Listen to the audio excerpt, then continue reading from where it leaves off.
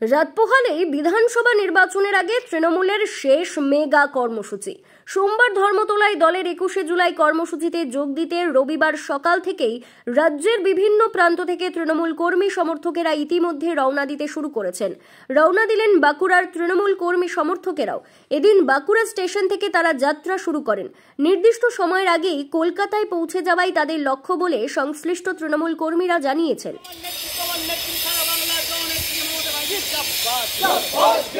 আগামীকাল সমাবেশে দলে দলে যোগ দেন, শত শহীদের রক্ত হবে না গো ব্যর্থ, শহীদের রক্ত হবে না গো ব্যর্থ, শহীদের রক্ত হবে না গো ব্যর্থ, শহীদের রক্ত হবে না গো ব্যর্থ, শহীদ তোমায় ভুলছি না ভুলবো না, ভুলছি না ভুলবো না, তোমায় ভুলছি না ভুলবো না, ভুলছি না।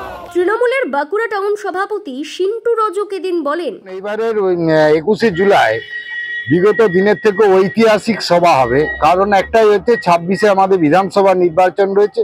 তার আগে আপনারা দেখেছেন বিভিন্ন রাজ্যে যেভাবে বাঙালিদের উপর আজকে অত্যাচার নেমে আসছে, কিভাবে আজকে এক বাঙালিদের অন্য স্টেটে কাজ করতে গেলে আমাদের বাংলা থেকে তাদের উপর কিভাবে নির্মম অত্যাচার করা হচ্ছে, তাদেরকে আটকে রাখা হচ্ছে, ডিটেনশন ক্যাম্পে নিয়ে যাওয়া হচ্ছে। এর প্রতিবাদে মমতা বন্দ্যোপাধ্যায় আপনারা জানেন যে রাজপথে তিনি নেমে সারা কলকাতার রাজপথ যেমন তিনি কাঁপিয়ে দিয়েছেন, আজকে জেলার সারা রাজ্যের যে জেলাগুলো রয়েছে সেখানেও আজকে মানুষ প্রতিবাদে সামিল হয়েছে।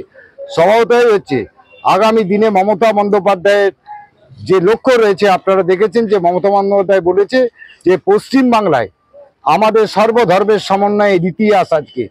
সেই আজকে ধর্মনিরপেক্ষতাকে যারা ভাঙবার চেষ্টা করছে, সারা ভারতবর্ষের গণতন্ত্রকে যারা হত্যা করার চেষ্টা করছে, তার প্রতিবাদে এই সভা আরো ঐতিহাসিক রূপ নেবে। কোটি কোটি মানুষ সমাবেশে যাবে।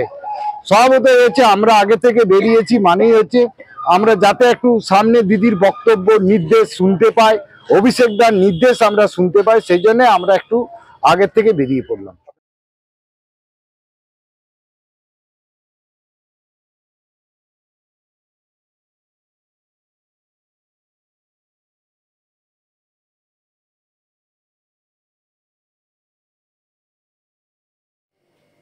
ব্যুরো রিপোর্ট, দক্ষিণ বাঁকুড়া দর্পণ, বাঁকুড়া।